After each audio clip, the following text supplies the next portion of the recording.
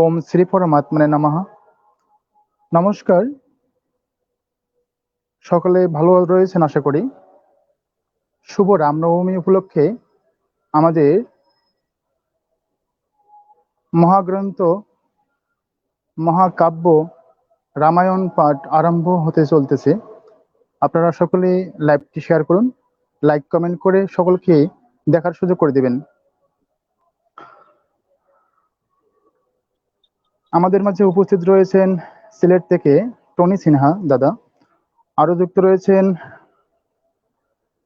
ব্রাহ্মণবাড়িয়া থেকে অর্পিতা দিদিভাই, আর আজকের পাঠক রয়েছেন সুদূর নরসিংদী থেকে আর্য অনিক দাস। নমস্কার।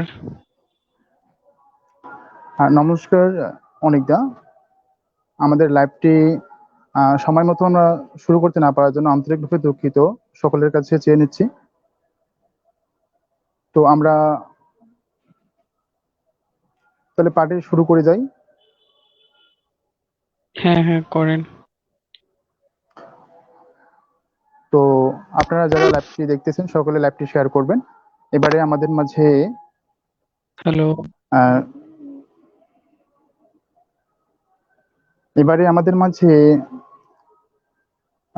রামায়ণ পাঠ নিয়ে আসতেছেন শ্রীমান অনিক আর্য দাস।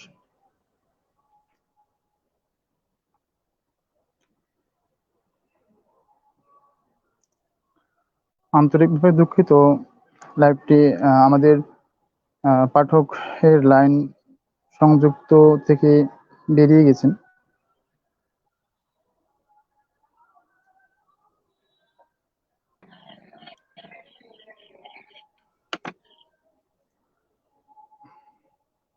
তো অর্পিতা দি, আপনি মিউটটা খুলুন। আপনার যে আজকে আপনার যে উপাসনামূলক যে একটা কবিতা বলার কথা, সেই কবিতাটা শুরু করুন, যেহেতু উনি আসতে লেট করতেছেন। আচ্ছা, ঠিক আছে। ওকে। হে সমাজ, হৃদয়ের অনুভূতি বলছি। নিজের গান প্রচারে ব্যক্ত মোরা বিশ্ব দরবারে। ব্রহ্মের কাছে প্রেম ভক্তি দেওয়ার কি আছে হৃদয়ে? যুক্তি খণ্ডন মণ্ডন করে কিবা তোমরা পাও? বিচ্ছেদ বিভাজন ছড়িয়ে তোমরা ধর্মের কথা কও। শুনেছি ঝিনুকে মুক্ত হলে গভীর জলে যাই। মানুষের আত্মজ্ঞান হলে নীরবতা পাই। সমাজ আজ তর্কে ভরা, নতুন পুরাতনের তথ্য উপাত্তে। সুশৃঙ্খল করতে হলে সবাই আসো ব্রহ্ম উপাসনাতে। দোষীর সাথে মিত্রতা করে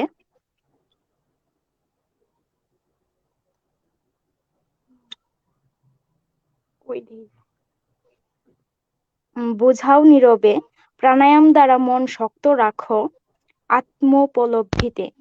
গান আহরণের পথিক মোরা, পথের দ্বারে দ্বারে নিত্য উপাসনায় কেন যেন আত্মজ্ঞান ফোটে ব্রহ্মেরও আশিসে।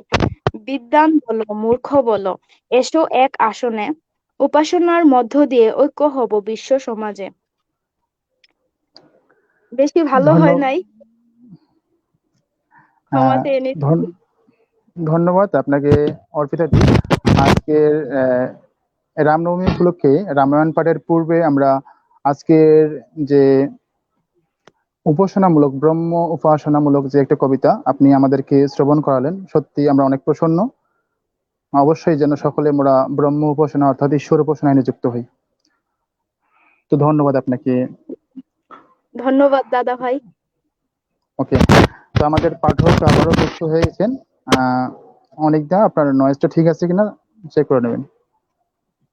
হ্যালো, ঠিক আছে কি? হ্যাঁ দাদা, হ্যাঁ ঠিক রয়েছে। আচ্ছা, হ্যাঁ, আপনি তাহলে শুরু করুন। নমস্কার সকল অমৃতের সন্তানগণ যারা আমাদের লাইভটি দেখছেন। আমি কখনো রামায়ণ পাঠ করিনি, মানে আপনাদের জন্যই প্রয়াস করছি মাত্র যে পাঠ করব। তো ভুল ত্রুটি অবশ্যই ক্ষমা সুন্দর দৃষ্টিতে দেখবেন, যেহেতু আমি নতুন আর প্রেরণা দিবেন যাতে সামনে ভালোভাবে পড়তে পারি, এই বলে শুরু করছি।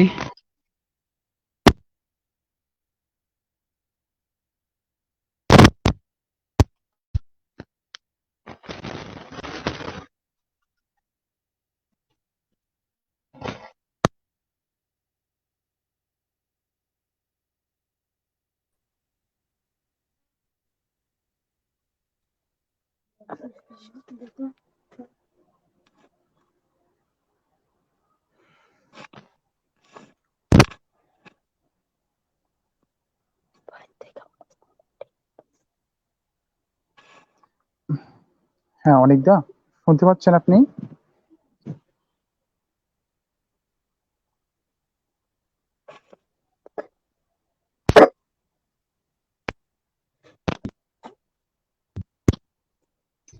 হ্যালো, হ্যাঁ, হ্যাঁ দাদা, নয়েজ ক্লিয়ার রয়েছে, আপনি হ্যালো। শুরু করুন।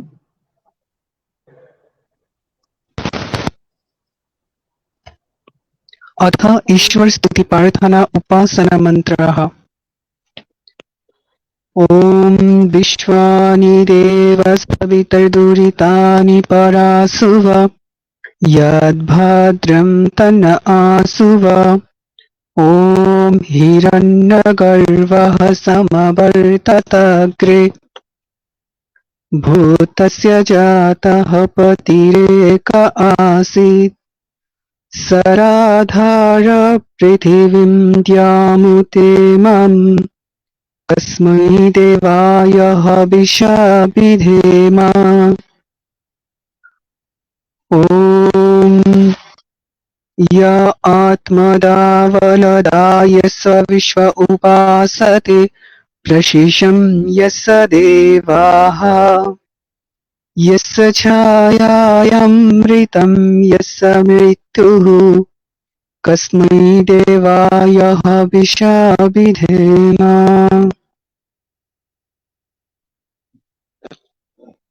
अथ वाल्मीकि रामायण प्रथम सर्ग।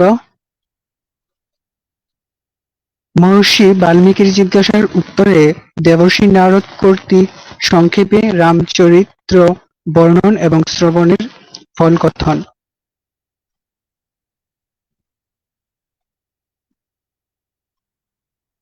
ॐ तपः सद्धाय निरतं तपस्वी भागविद्यम्बरम् नरदं परिप्रच्छ वाल्मीकिर्मुनिपुङ्गवम्।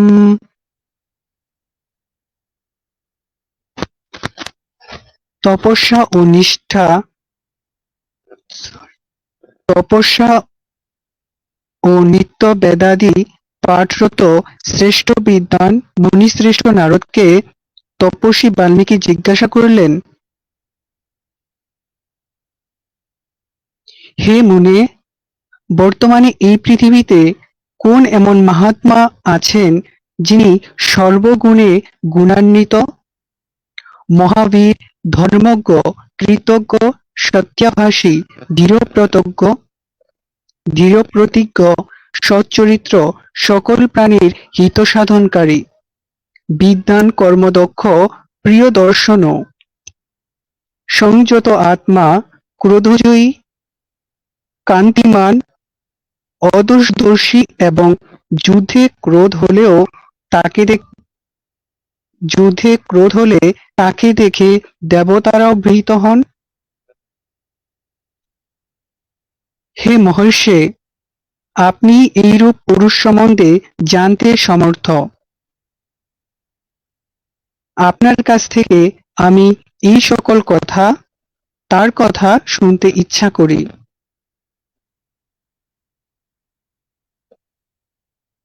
মহর্ষি বাল্মীকির এই কথা শ্রবণ করে ত্রিকলোক্য দেবর্ষি নারদ তাকে সম্বোধন করে শ্রবণ করুন বলে প্রসন্ন চিত্তে আনন্দিত হয়ে বললেন,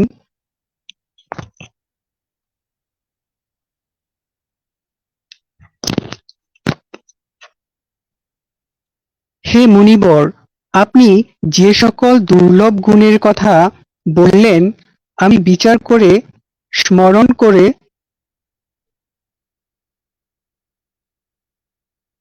সেই সকল গুণান্বিত ব্যক্তির কথা বলছি, আপনি শ্রবণ করুন। ইক্ষ্বাকু বংশজাত জনগণ যাকে রাম নামে জানেন, তিনি সংযত আত্মা, মহাবলবান, কান্তিমান, ধৈর্যশীল এবং জিতেন্দ্রিয়।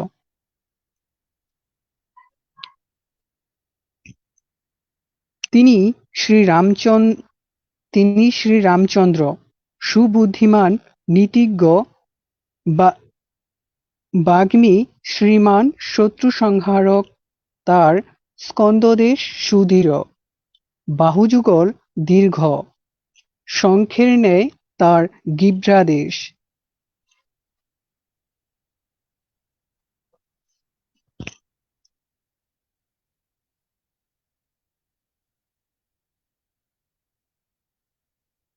এবং গুণ্ডস্থলের অর্ধদিক সুস্পষ্ট।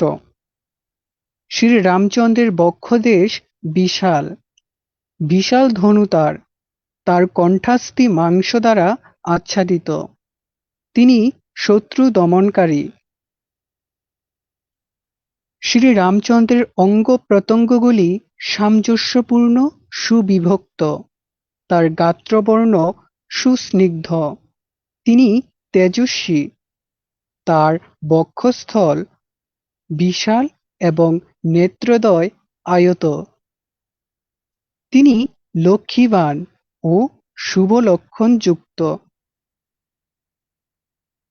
শ্রীরামচন্দ্র ধর্মজ্ঞ, সত্যনিষ্ঠ, প্রজাকল্যাণব্রতী, যশস্বী, জ্ঞানী, পবিত্র, জিতেন্দ্রিয় এবং যোগসমাধিমান পুরুষ। শ্রীরামচন্দ্র প্রজাপতি ব্রহ্মার ন্যায় বিশ্বের পালক, সর্ব ঐশ্বর্যসম্পন্ন, শত্রুমর্দনকারী এবং সকল প্রাণীর ও ধর্মের সংরক্ষক। তিনি স্বধর্ম এবং স্বজনদের প্রতিপালক। বেদ ও বেদাঙ্গগুলির গূঢ় রহস্যজ্ঞ এবং ধনুর্বিদ্যায় পারদর্শী। তিনি সকল শাস্ত্রের অর্থ ও তত্ত্ব বিষয়ে জ্ঞানী। প্রখর স্মৃতিশক্তি সম্পন্ন, প্রতিভাবান, সর্বজনপ্রিয়, সাধু ও উদার, বিচক্ষণ। নদীসমূহ যেমন সমুদ্রে মিলিত হয়, তদ্রূপ সাধু-সজ্জনগণ সর্বদা তার শরণাগত হন। তিনি সদ্গুণ সম্পূর্ণ, সর্বদাই সকলের সঙ্গে সমান ব্যবহার সম্পন্ন এবং প্রিয়দর্শন। তিনি সর্বগুণান্বিত হয়ে মাতা কৌশল্যার আনন্দবর্ধনকারী। গাম্ভীর্যে তিনি সমুদ্রের মতো এবং হিমালয়ের মতো ধৈর্যশীল।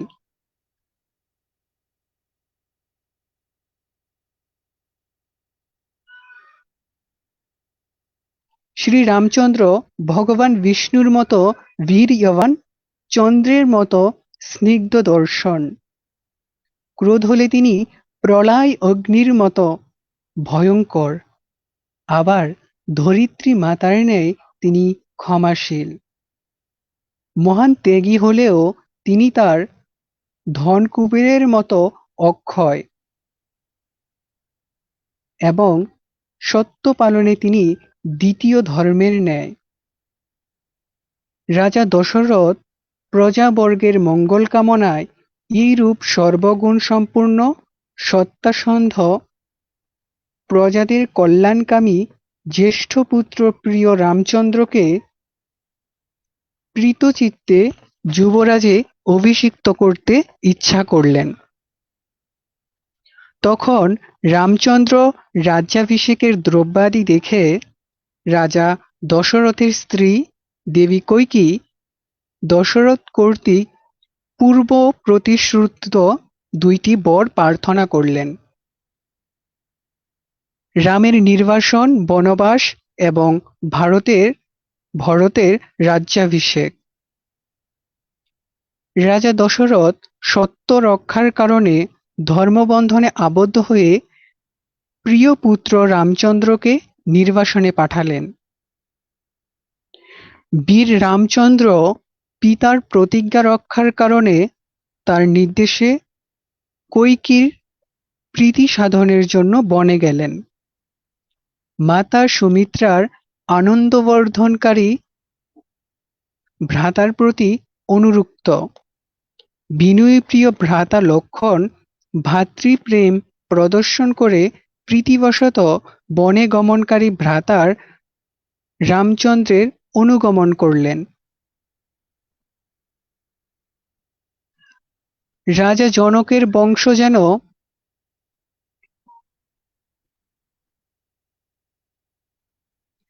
জনকের বংশজাতা যেন দেবতার মায়ায় নির্মিতা, সর্ব সুলক্ষণাযুক্ত এবং নারীগণের মধ্যে শ্রেষ্ঠা শ্রীরামচন্দ্রের নিত্য কল্যাণকারিণী প্রাণসমা প্রিয়া ভার্যাবধূ সীতাও। রোহিণী যেমন চন্দ্রকে অনুগমন করে, সেই রকম ভাবে রামচন্দ্রের অনুগমন করেছিলেন।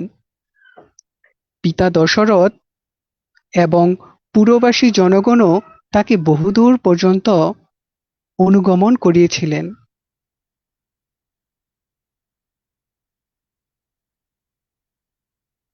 গুহ লক্ষ্মণ ও সীতার সঙ্গে রামচন্দ্রের অরণ্যের পর অরণ্য এবং সশীল সমৃদ্ধা অনেক নদী উত্তীর্ণ হয়ে চিত্রকূট পর্বতে উপস্থিত হলেন।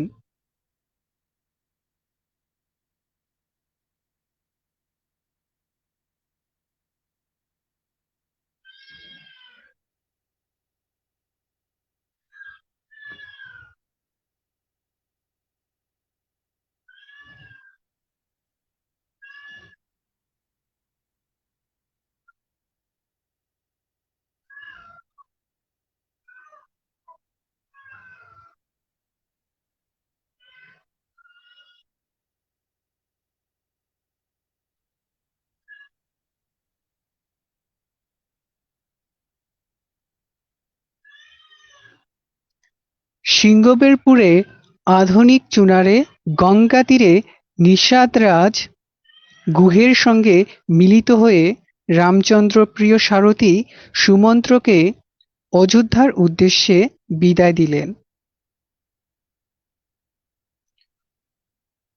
গুহ লক্ষ্মণ ও সীতার সঙ্গে রামচন্দ্র অরণ্যের পর অরণ্য এবং সশীল সমৃদ্ধা অনেক নদী উত্তীর্ণ হয়ে চিত্রকূট পর্বতে উপস্থিত হলেন।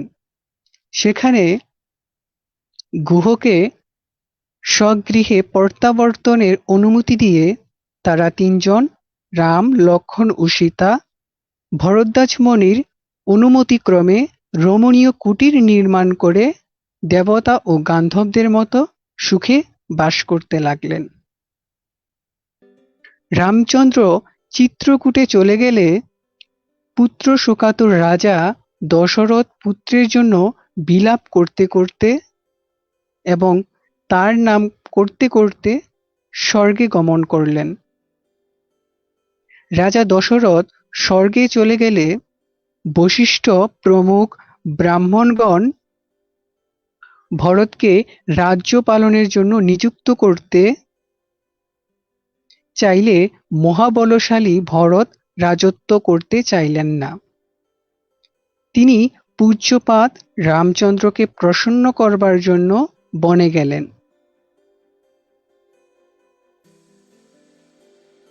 সম্ভাবনাপরায়ণ ভরত বনে গিয়ে সত্যসন্ধ মাহাত্ম্য রামচন্দ্রের নিকট প্রার্থনা করে বললেন, আপনি ধর্মজ্ঞ, তাই আপনিই রাজা।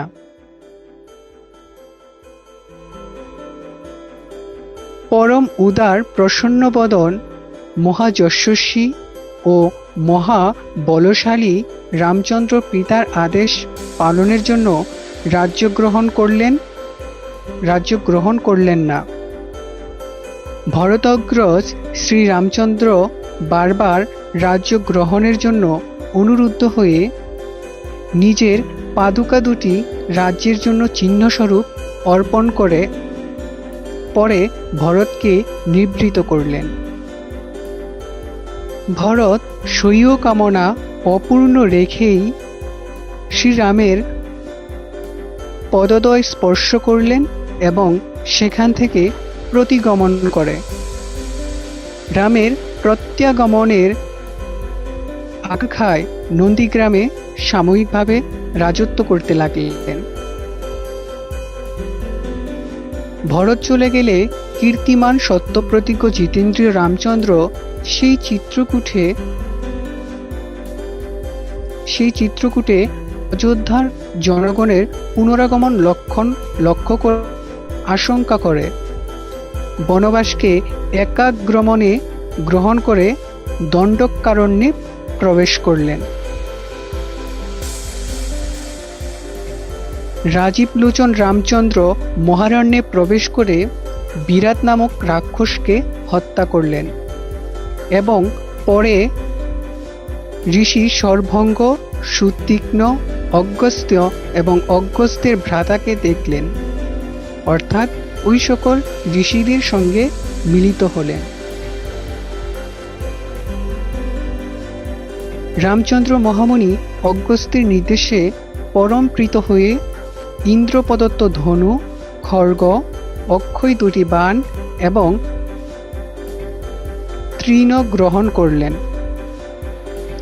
রামচন্দ্র সেই বনে বনবাসী জনগণের সঙ্গে বাস করতে থাকলে রামচন্দ্রের কাছে ঋষিরা সকলে এসে অসুর ও রাক্ষসের বধের জন্য অনুরোধ জানালেন।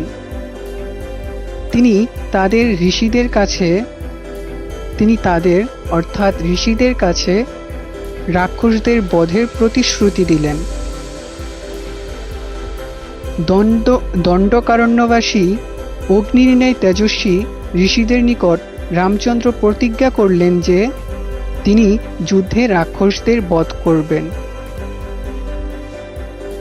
সেখানেই সেই দণ্ডকারণ্যে বসবাস করার সময় রামচন্দ্র ইচ্ছা অনুসারে নানা রূপধারিণী লোকালয়বাসিনী রাক্ষসী সুপর্ণখার লক্ষণের দ্বারা নাস্যকর্ণ ছেদন করে রূপ বিকৃত করে দিলেন। অতঃপর সুপর্ণখার কথায় উত্তেজিত হয়ে আক্রমণকারী রাক্ষসখর, ত্রিশিরা, দূষণ এবং তাদের অনুগামী অন্য সকল রাক্ষসকে রামচন্দ্র যুদ্ধে হত্যা করলেন। এইভাবে সেই বনের জনস্থানবাসী 14,000 রাক্ষস নিহত হয়েছিল। অতঃপর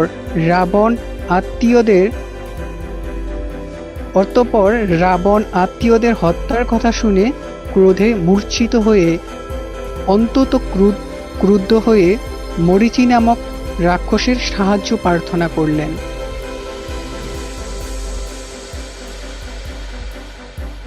হে রাবণ, সেই বলবান রামের সঙ্গে আপনার বিরোধ করা উচিত হবে না। এই কথা বলে মরীচি রাবণকে বহুভাবে নিষেধ করলেও যেন মৃত্যুর দ্বারা পীড়িত হয়েই রাবণ মরীচিদের নিষেধ অমান্য করেই মরীচিদের সঙ্গে তার রামচন্দ্রের আশ্রমে গেলেন। রাবণ মায়াবী মারীচের সহায়তার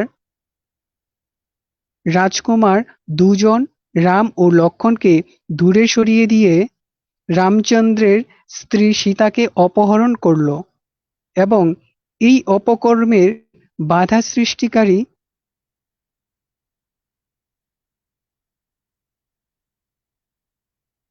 গৃধ্র জটায়ুকে হত্যা করল। রামচন্দ্র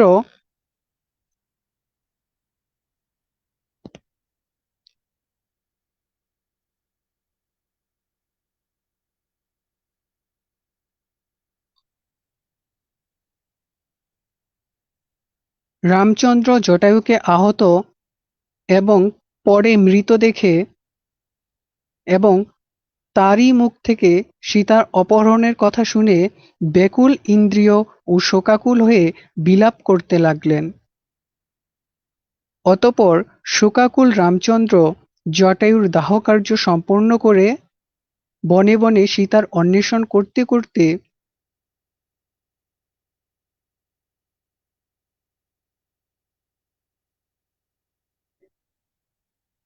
কব্বন্ধ নামে এক বিকৃতরূপী রাক্ষসকে দেখে তাকে হত্যা করে দাহ করলেন এবং সেই কব্বন্ধ তখন স্বর্গে গমন করল।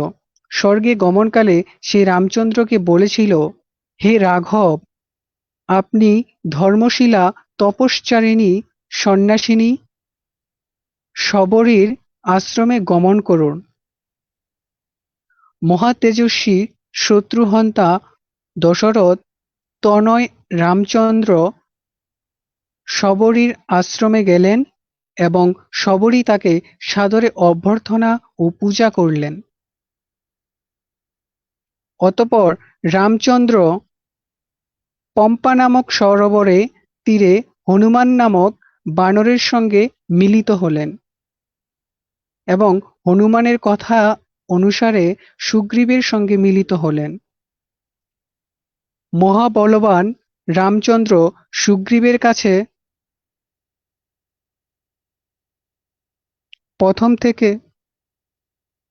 প্রথম থেকে সমস্ত ঘটনা, বিশেষত সীতার বৃত্তান্ত সবকিছু বর্ণনা করলেন।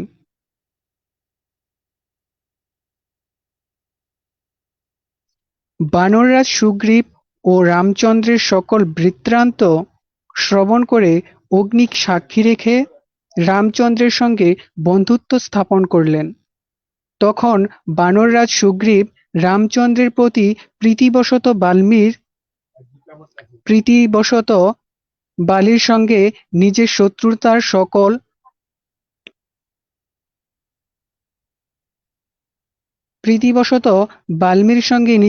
শত্রুতার সকল বিষয় দুঃখ চিত্তে রামচন্দ্রের নিকট নিবেদন করলেন।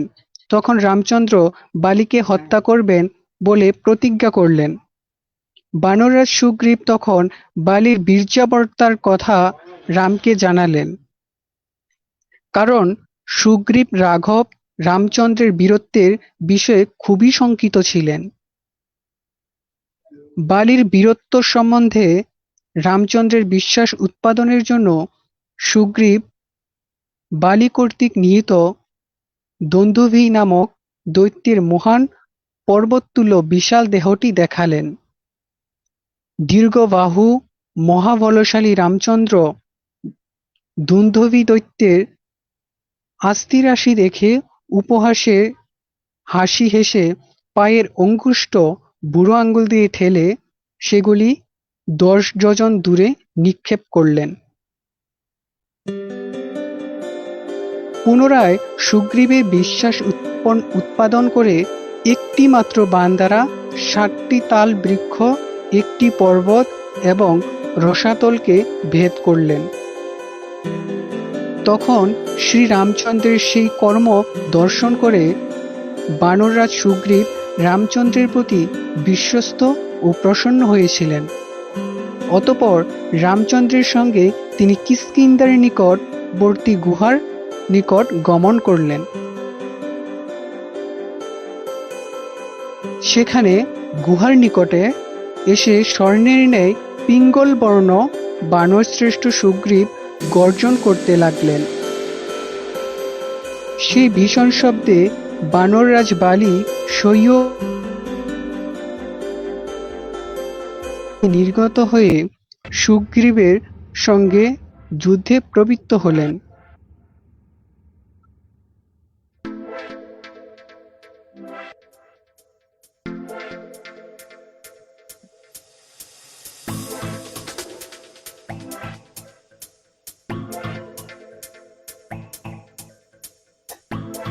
তখন রাঘব রামচন্দ্রের একটি মাত্র বাণের দ্বারা বালিকে হত্যা করলেন।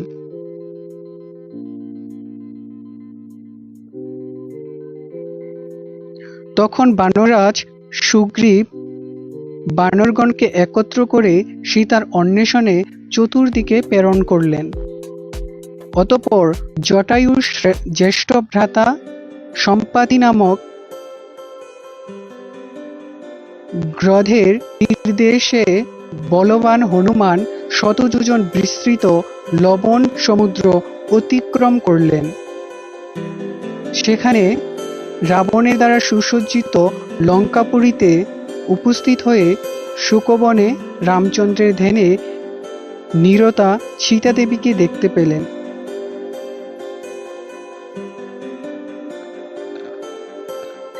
হনুমান বৈদেহীর নিকট নিজের আগমনের কারণ রামের সংবাদ নিবেদন করে এবং রামচন্দ্রের স্মারক চিহ্ন স্বরূপ অঙ্গুরীয় দেখিয়ে তাকে আশ্বস্ত করলেন।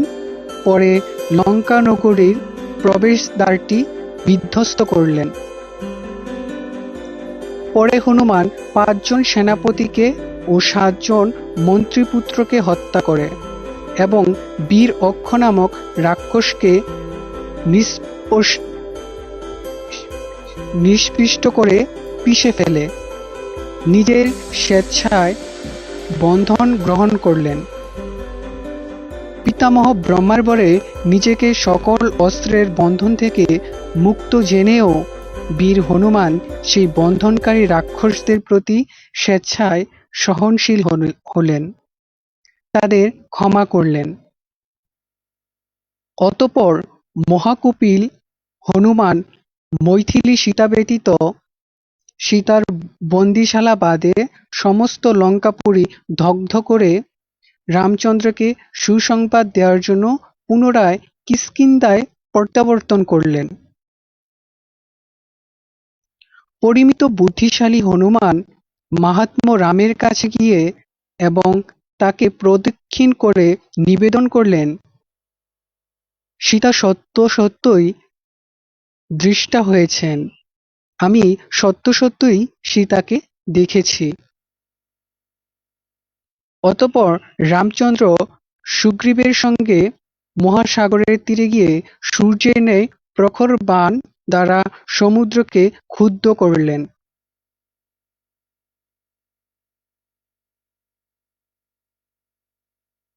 শরীরপতি সমুদ্র দেখা দিলেন। সমুদ্রের কথা অনুসারে রামচন্দ্র নলের দ্বারা ভারত থেকে লঙ্কা পর্যন্ত সমুদ্রের উপর সেতু নির্মাণ করলেন। সেই সেতুর সাহায্যে রামচন্দ্র লঙ্কাপুরীতে গিয়ে যুদ্ধে রাবণকে হত্যা করে সীতাকে ফিরে পেলেন এবং পরে অত্যন্ত লজ্জা পেলেন।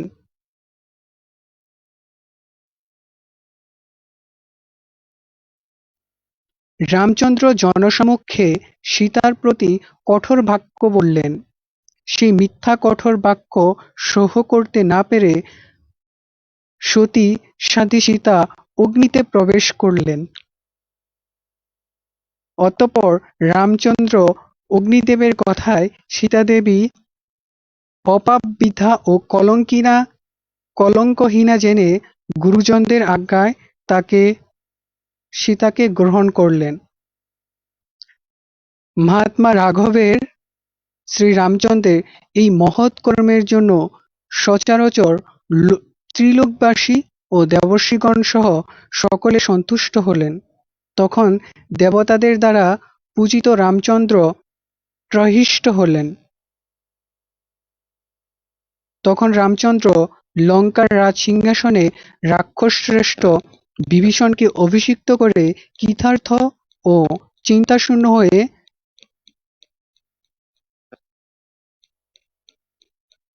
সাতিশয় প্রহিষ্ট হলেন। শ্রীরামচন্দ্র দেবতাদের নিকট বর লাভ করে এবং বানরদের সঞ্জীবিত করে বন্ধুবর্গ পরিবৃত হয়ে পুষ্পক রথে চড়ে অযোধ্যাভিমুখে প্রস্থান করলেন। ভরদ্বাজ আশ্রমে উপস্থিত হয়ে সত্যসন্ধ পরাক্রমশালী শ্রীরামচন্দ্র সকলকে বিশ্রাম দান করে ভাই ভরতের নিকট হনুমানকে প্রেরণ করলেন। অতঃপর সুগ্রীবের সঙ্গে অতীতের ঘটনাবলী আলোচনা করতে করতে সেই পুষ্পকযানেই আরোহণ করে নন্দীগ্রামে গমন করলেন। নিষ্পাপ শ্রীরামচন্দ্র নন্দীগ্রামে ভ্রাতাদের সঙ্গে মিলিত হয়ে জটাভার ত্যাগ করে সীতাদেবীকে সঙ্গে নিয়ে পুনরায় রাজ্যভার গ্রহণ করলেন।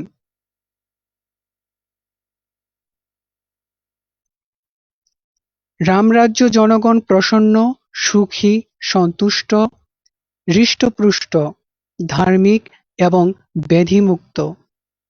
দুর্ভিক্ষের ভয় তাদের থাকবে না। কোনো পুরুষ কখনো পুত্রের মৃত্যু দর্শন করে না। নারীগণ অবিধবা ও পতিপরায়ণা।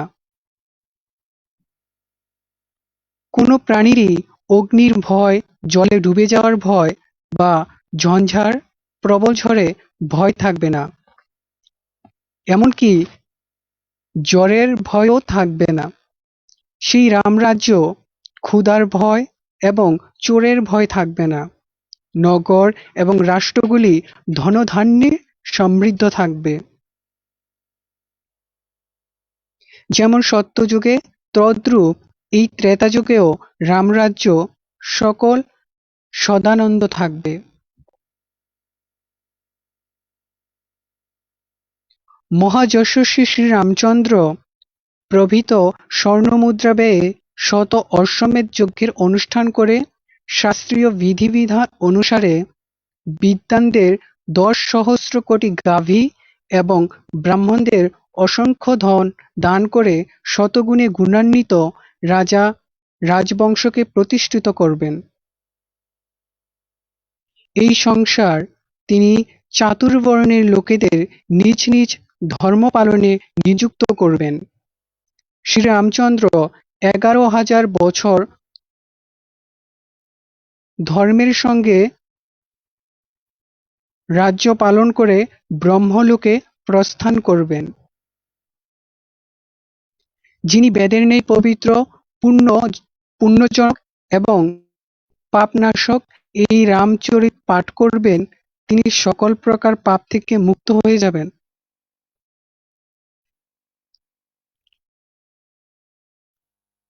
আয়ুর্বর্ধক এই রামায়ণ কাহিনী যে ব্যক্তি পাঠ করবেন, তিনি পুত্র, পৌত্র এবং আত্মীয়বর্গ সহ ইহলোক থেকে প্রস্থান করে স্বর্গলোকে প্রতিষ্ঠিত হবেন। এই রামায়ণ পাঠের দ্বারা ব্রাহ্মণ শাস্ত্রে শ্রেষ্ঠত্ব লাভ করবেন, ক্ষত্রিয় রাজ্যের আধিপত্য লাভ করবেন, বণিক তথা বৈশ্য বাণিজ্যিক সফলতা এবং সাধারণ শূদ্রজন সংসার জীবনে প্রতিষ্ঠাতা লাভ করবেন। ইত্যর্থে শ্রীমদ্ রামায়ণে বাল্মীকিয়ে আদিকাব্যে বালকাণ্ডের প্রথম সপ্তাহ।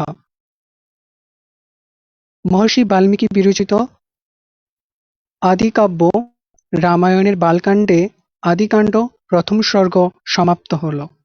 নমস্কার সকলকে।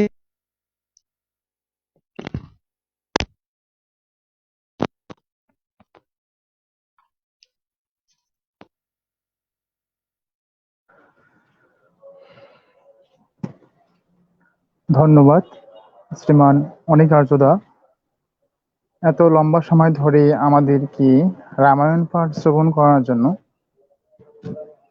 যদিও আমরা এই রামায়ণ কাহিনী আমরা সিরিয়াল থেকে বা মিডিয়া থেকে জেনে শিখেছি, কিন্তু রামায়ণ পাঠ করে, রামায়ণ যে একটি মহান গ্রন্থ, এটি পাঠ করে কয়জন শিখেছি? আমরা টিভি সিরিয়ালে অনেক কিছুই দেখি, সেগুলো সত্য, মিথ্যা, কাল্পনিক এবং অযৌক্তিক অনেক কিছুই তারা দেখায়, কিন্তু পুস্তকে কি আছে সেটা কি আমরা কেউ একবার পড়ে দেখতে চাই না। তো আমাদের মাঝে উপস্থিত রয়েছেন অর্পিতা বণিক দিদি ভাই। আজকের টপিকটা কেমন ছিল এবং আলোচনাটা কেমন লাগলো অবশ্যই জানাবেন। দাদা ভাই, আমার এখানে নেটের না অনেক প্রবলেম ছিল, আমি শুনতে পারি নাই। এই মাত্র 1 মিনিট কি 1.5 মিনিট হইব আমি লাইভে যুক্ত হয়েছি। সরি, আমার কিছু বলার নাই, শুনতেই পারছি না। পরে উপাসনা গ্রুপ থেকে শুনে নিব। আচ্ছা, নিশ্চয়ই দিদি। এরপরে টনি সিনহা দাদা, আসলে আপনি কতটুকু শুনলেন এবং কেমন লাগছে, ভালো মানে মন্তব্য জানাবেন।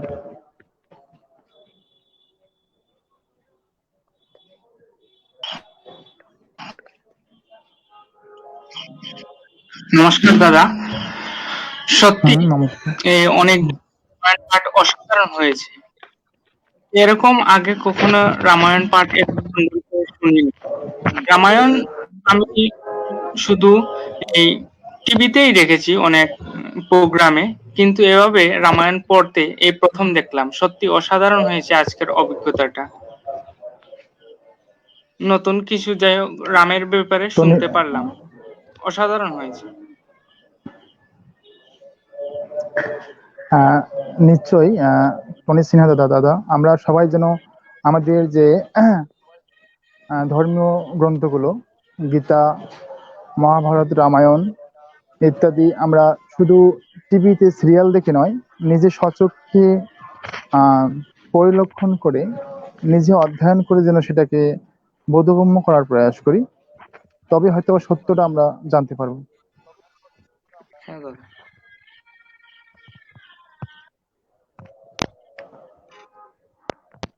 আর্য অনিকদা, আপনি আজকের আলোচনা থেকে আসলে যদি সংক্ষিপ্ত আকারে কিছু বলতে চান, বলতে পারেন। তারপরে আমরা টনি সিনহা দাদার কাছ থেকে শান্তি মন্ত্র পাঠ শ্রবণ করে আমরা লাইভটি সমাপ্তির দিকে যাব।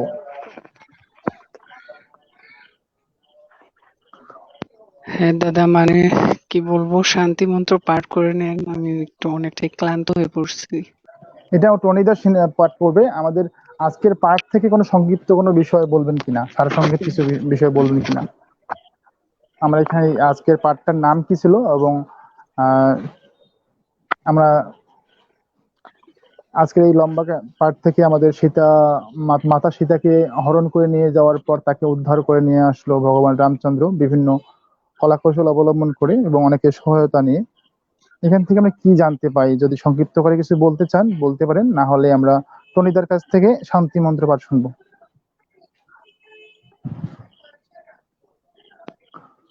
হ্যাঁ, শান্তি মন্ত্র পাঠ করুন টনিদা, আমি আর কিছু বলবো না। তবে আরেকদিন আমি ধন্যবাদ। অবশ্যই আসবো, সেদিন অবশ্যই আপনাদের সকল প্রশ্নের উত্তর দেওয়ার প্রয়াস করব। আজকে আমি অনেকটা আর কি, মানে কি বলবো, একটু ফ্যামিলিতে ডাকতেছে, ওখানে যেতে হবে।